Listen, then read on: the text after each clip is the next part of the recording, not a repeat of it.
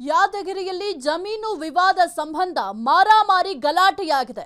ಈ ಒಂದು ಗಲಾಟೆಯಲ್ಲಿ ಓರ್ವನ ಹತ್ಯೆಯಾಗಿದೆ. ಯಾದಗಿರಿಯಲ್ಲಿ ಜಮೀನು ವಿವಾದ ಸಂಬಂಧ ಮಾರಾಮಾರಿ ಗಲಾಟೆ. ಈ ಗಲಾಟೆಯಲ್ಲಿ ಓರ್ವನ ಹತ್ಯೆಯಾಗಿದೆ, ಇನ್ನೊಬ್ಬನಿಗೆ ಗಂಭೀರ ಗಾಯ ಆಗಿದೆ. ಸುರಪುರ ತಾಲೂಕಿನ ಮಾವಿನಮಟ್ಟಿ ಗ್ರಾಮದಲ್ಲಿ ನಡೆದಿರುವಂತಹ ಘಟನೆ ಇದು. ಮಲ್ಲಣ್ಣ ಗಿಂಡಿ ಕೊಲೆಯಾದಂತಹ ದುರ್ದೈವಿ. ಮಲ್ಲಣ್ಣ ಗಿಂಡಿ ತಮ್ಮನಿಗೂ ಗಾಯ ಆಗಿದೆ, ಆಸ್ಪತ್ರೆಗೆ ದಾಖಲು ಸಹ ಮಾಡಲಾಗಿದೆ. ಜಮೀನು ದಾರಿ ವಿಚಾರಕ್ಕೆ ಆರಂಭವಾದಂತಹ ಗಲಾಟೆ ಇದು. ತಲೆಯ ಮೇಲೆ ಕಲ್ಲನ್ನ ಎತ್ತಿ ಹಾಕಿ ಹತ್ಯೆಯನ್ನ ಮಾಡಲಾಗಿದೆ. ಸ್ಥಳಕ್ಕೆ ಕೆಂಭಾವಿ ಪೊಲೀಸರು ಭೇಟಿಯನ್ನ ಕೊಟ್ಟಿದ್ದಾರೆ, ಪರಿಶೀಲನೆ ಕೂಡ ಮಾಡಿದ್ದಾರೆ. ಯಾದಗಿರಿಯಲ್ಲಿ ಜಮೀನು ವಿವಾದ ಸಂಬಂಧ ಮಾರಾಮಾರಿ ಗಲಾಟೆಯಾಗಿದೆ. ಈ ಒಂದು ಗಲಾಟೆಯಲ್ಲಿ ಓರ್ವನ ಹತ್ಯೆಯಾಗಿ ಇನ್ನೊಬ್ಬನಿಗೆ ಗಂಭೀರ ಗಾಯ ಕೂಡ ಆಗಿದೆ. ಇನ್ನು ಸುರಪುರ ತಾಲೂಕಿನ ಮಾವಿನಮಟ್ಟಿ ಗ್ರಾಮದಲ್ಲಿ ನಡೆದಿರುವಂತಹ ಘಟನೆ ಇದು. ಮಲ್ಲಣ್ಣ ಗಿಂಡಿ ಅಂತ ಇರುವಂತಹ ವ್ಯಕ್ತಿ ಕೊಲೆಯಾದಂತಹ ದುರ್ದೈವಿ ಅಂತ ತಿಳಿದು ಬಂದಿದೆ. ಜೊತೆಗೆ ಆತನ ತಮ್ಮನಿಗೂ ಕೂಡ ಗಂಭೀರ ಗಾಯ ಆಗಿದೆಯಂತೆ, ಅವರನ್ನು ಕೂಡ ಆಸ್ಪತ್ರೆಗೆ ದಾಖಲು ಸಹ ಮಾಡಲಾಗಿದೆ.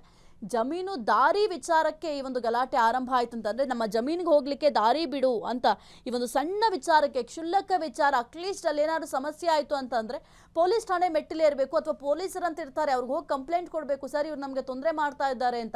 ಅದನ್ನ ಹೊರತುಪಡಿಸಿ ಹತ್ಯೆ ಮಾಡೋ ರೇಂಜಿಗೆ ಹೋಗ್ತಾರೆ ಅಂತಂದ್ರೆ ನಿಜಕ್ಕೂ ಕೂಡ ಬಹಳ ಭಯ ಆಗುತ್ತೆ. ಇನ್ನು ಗ್ರಾಮದಲ್ಲಿ ಹೆಂಗಪ್ಪ ಜನರು ಜೀವನ ಮಾಡೋದು ಅಂತ ಯೋಚನೆ ಮಾಡಬೇಕು. ಸಣ್ಣ ಸಣ್ಣ ವಿಚಾರ, ಕ್ಷುಲ್ಲಕ ವಿಚಾರಗಳಿಗೆ ಇಷ್ಟು ದೊಡ್ಡ ಮಟ್ಟದಲ್ಲಿ ಗಲಾಟೆ ಮಾಡ್ಕೊಳ್ತಾರೆ, ಒರ್ವನ ಹತ್ಯೆ ಮಾಡ್ತಾರೆ, ಇನ್ನೊಬ್ರು ಆಸ್ಪತ್ರೆಯಲ್ಲಿ ಟ್ರೀಟ್ಮೆಂಟ್ ತಗೋತಾ ಇದ್ದಾರೆ. ಅವರ ಸ್ಥಿತಿ ಏನಾದ್ರೂ ಗಂಭೀರ ಆಗಿದ್ರೆ ಏನಾಗಬೇಕು? ಒಂದು ಮನೆಯಲ್ಲಿ ಇಬ್ಬರನ್ನ ಕಳ್ಕೊಂಡ್ರೆ ಆ ಒಂದು ಕುಟುಂಬದವರ ಪರಿಸ್ಥಿತಿ ಯಾವ ರೀತಿ ಇರುತ್ತೆ? ಇದೆಲ್ಲವನ್ನು ಕೂಡ ಯೋಚನೆ ಮಾಡಬೇಕು. ಏಕಾಏಕಿ ಕೋಪದ ಕೈಲಿಗೆ ಬುದ್ಧಿ ಕೊಟ್ರೆ ಇದೇ ರೀತಿಯ ಎಡವಟ್ಟುಗಳಾಗೋದು. ಓರ್ವನ ಪ್ರಾಣ ಹೋಗಿದೆ, ಈಗ ಪ್ರಾಣ ತೆಗೆದಿರೋರು ಜೈಲಲ್ಲಿ ಇರ್ಬೇಕಾಗತ್ತೆ. ಆ ಒಂದು ಕುಟುಂಬಕ್ಕೂ ತೊಂದರೆ ಆಗುತ್ತೆ, ಜೊತೆಗೆ ಒಬ್ಬ ವ್ಯಕ್ತಿಯನ್ನ ಕಳ್ಕೊಂಡಂತಹ ಈ ಒಂದು ಕುಟುಂಬಕ್ಕೂ ತೊಂದರೆ ಆಗುತ್ತೆ. ಇದೆಲ್ಲವನ್ನು ಕೂಡ ಯೋಚನೆ ಮಾಡಬೇಕು. ಯಾರೇ ಆದ್ರೂ ಅಷ್ಟೇ ಕೋಪದ ಕೈಗೆ ಬುದ್ಧಿ ಕೊಡಬಾರ್ದು ಅನ್ನೋದಕ್ಕೆ ಒಂದು ಉದಾಹರಣೆ ಅಂತ ಹೇಳಬಹುದು. ನೋಡಿ, ಕೇವಲ ಒಂದು ಕ್ಷುಲ್ಲಕ ವಿಚಾರ, ಜಮೀನ್ಗೆ ಹೋಗ್ಲಿಕ್ಕೆ ದಾರಿ ಬೇಕು.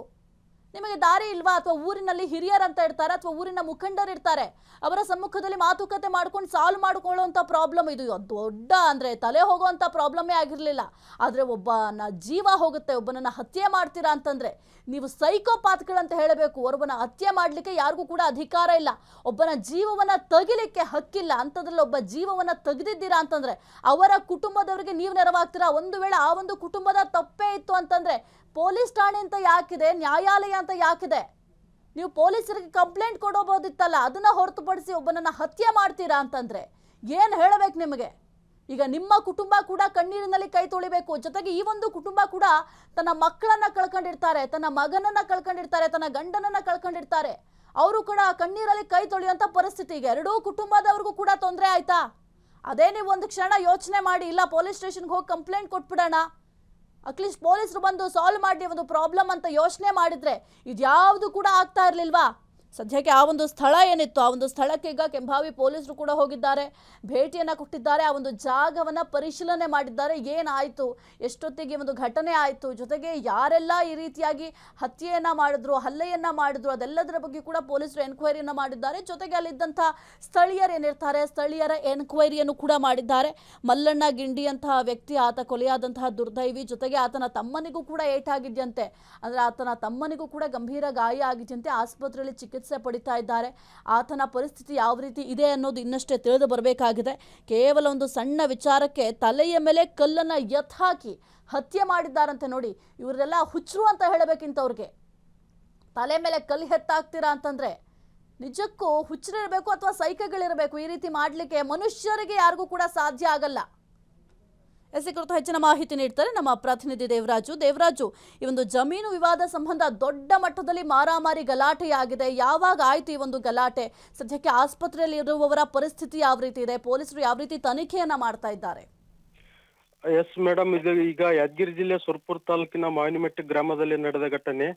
ಸುಮಾರು ನಿನ್ನೆ ರಾತ್ರಿ 9 ರಿಂದ 9:30 ಗಂಟೆಗೆ ಆದ ಘಟನೆ. ಪರಮಣ್ಣ ಗಿಂಡಿ ಎಂಬ ಕೊಲೆಯಾದ ವ್ಯಕ್ತಿ ಈ ಜಮೀನು ವಿಚಾರಕ್ಕಾಗಿ ನಡೆದ ಘಟನೆ ಕೊಲೆಯಲ್ಲಿ ಅಂತ್ಯವಾಗಿದೆ.